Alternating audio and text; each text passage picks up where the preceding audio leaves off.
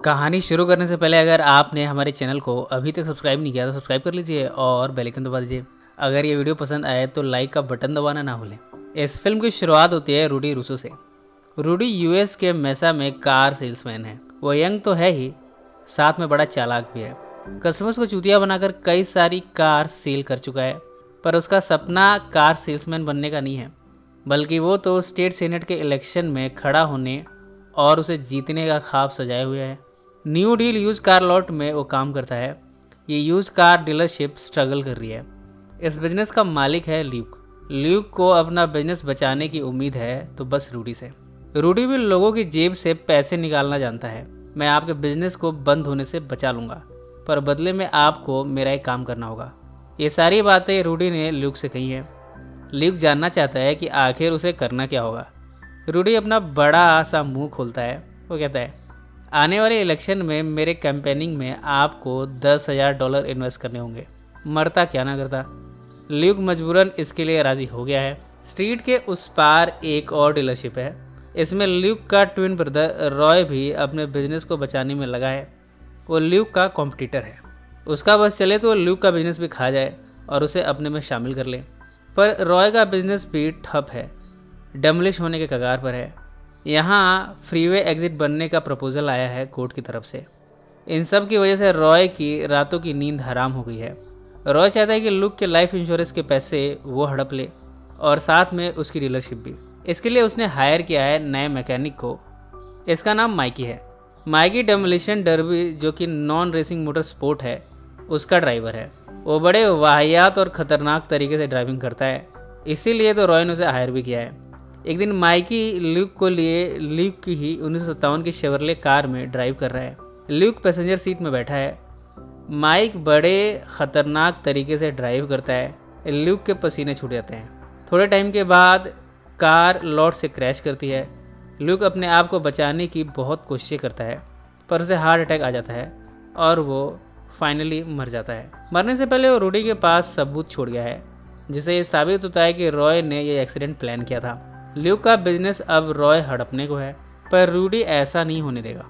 वो अपने co-worker Jeff और मैकेनिक जिम के साथ ल्यूक की बॉडी को लॉट के बैकयार्ड में गाड़ देता है। रॉय अगले दिन ल्यूक की छानबीन करने आता है।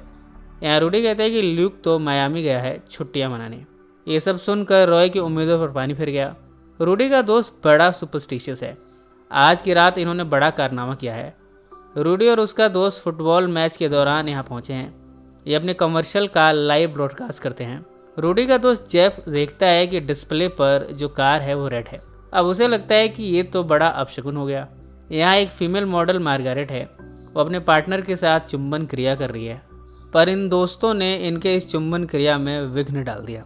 मार्गारेट की ड्रेस हुड ऑर्नामेंट में फंस गई है। ये दोनों इसका लाइव टेलीकास्ट किए जा रहे हैं। मार्गारेट की ड्रेस फंसने की वजह से धीरे धीरे उतरती जा रही है। थोड़े टाइम में मार्गारेट बिल्कुल नग्न अवस्था में आ गई है। ये सब कुछ लाइव टेलीकास्ट होता जा रहा है। इस कमर्शियल को देखकर ऑडियंस बड़ी तादाद में न्यू डील लॉट पर पहुंची है। इस कमर्शियल ने कमाल कर दिया है। इस डीलरशिप की सेल बढ़ गई है। मार्गारेट ने अनजाने में इस डीलरशिप की नैया पार लगा दी है।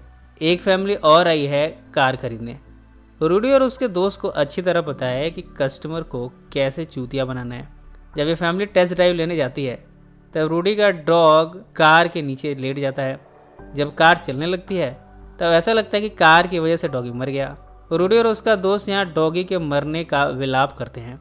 इसकी वजह से फैमिली कार रुकती है। यहाँ रूडी का डॉगी भी अच्छा नाटक कर रहा है, यानी वो भी इन्हें चूतिया बना रहा है। इस फैमिली को डर लगता है कि अगर इन्होंने कार नहीं खरीदी तो इन पर केस हो जाएगा डॉगी को मारने का। इसे डर कर ये फैमिली इस कार को खरीद लेती है। इस तरह ये सभी चूना लगाने में उस्ताद हैं। इधर रॉय भी अपने लॉट में कस्टमर्स को रिझाने के तरीके ढूंढ रहा है। वो सर्कस एनिमल्स को हायर करता है, पर उसे कुछ खास सफलता नहीं मिली है। उसे अब चाहिए तो सिर्फ अपने ट्विन ब्रदर ल्यूक की डीलरशिप। इधर रूडी लाइव स्ट्रिपर शो में पहुंचा है। इस कहानी में ल्यूक की खूबसूरत बेटी भी है, बारबरा जेन। 10 साल पहले वो कॉलेज पढ़ने गई थी, अब लौटी है। उसे तो पता भी नहीं कि उसके फादर के साथ क्या हुआ है। उसे अपने फादर से मिलना है। अपने फादर लुक से मिलने पहुंचती है लॉट में। अब रूडी उसे सच्चाई कैसे बताए कि उसके फादर की डेथ हो गई है। वो उसे झूठ बोलता है। वो कहता है कि उसके फादर मायामी गए हैं। बारबरा को डेट के लिए पूछता है। बारबरा थोड़ी हिचकिचाहट के बाद हाँ कर देती है। इस तरह रूडी की अब निकल पड़ी है। रूडी बारबरा को टाउन में ही रहने की रिक्वेस्ट करता है। बारबरा ने इस रिक्वेस्ट को भी मंजूर कर लिया है। जिमी कार्टर प्रेसिडेंशियल कैंडिडेट है, वो चुनावी रैली में है। रूडी और उसका दोस्त यहाँ कमर्शियल बनाने पहुंचे हैं। वो यहाँ रॉय के सेकेंड हैंड कार को डिस्ट्रॉय कर देते हैं। रॉय ने एक मर्सिडीज भी रखी है बेचने के लिए। रूडी के गैंग ने तो इसे भी नहीं छोड़ा। रॉय ये सब जानकर बहुत गुस्सा होता है। अब वो न्यू डील लॉट पर पहुंचा है जेफ को अटैक करने। यहाँ के बैकयार्ड में उसे रियलाइज़ होता है कि लुक की बॉडी यहाँ दफन है। अगले दिन रॉय पुलिस को लाया है। वो चाहता है कि यहाँ खुदाई हो और लुक की बॉडी को निकाला जाए, पर जिम ने बड़ी चालाकी से डेड बॉडी को पहले ही निकाल लिया था। कार के ड्राइवर सीट पर उसने रख कर कार को एक्सप्लोड कर दिया।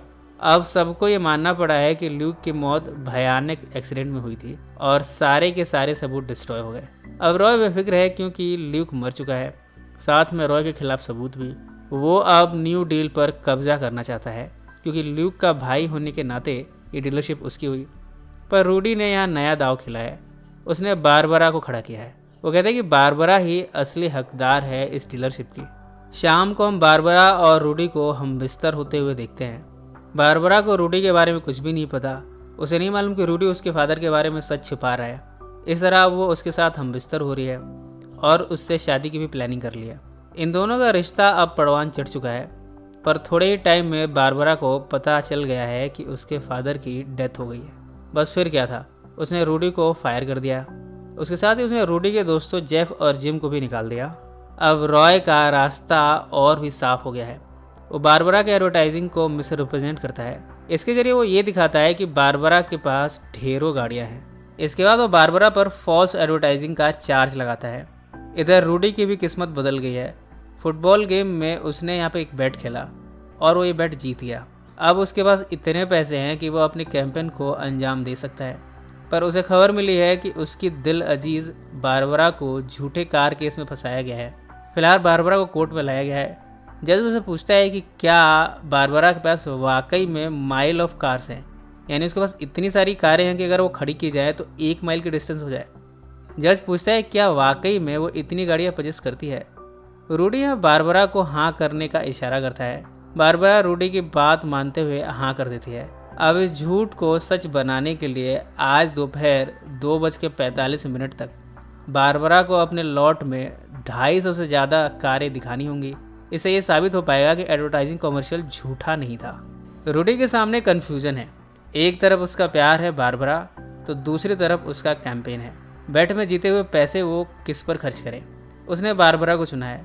वो अपने सारे पैसे 250 कारें खरीदने में इन्वेस्ट कर देता है और 250 स्टूडेंट्स ड्राइवर को भी 2 घंटे के अंदर यहाँ लाता है।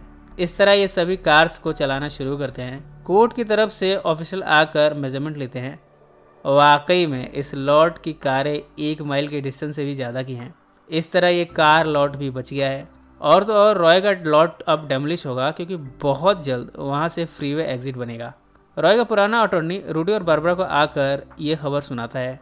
इस तरह रूडी और बारबरा ने अपने लॉट को बचा लिया और साथ ही अपने कॉम्पिटिटर रॉय के लॉट को भी ख़त्म करा दिया। इसी नोट पर यह फिल्म समाप्त हो जाती है।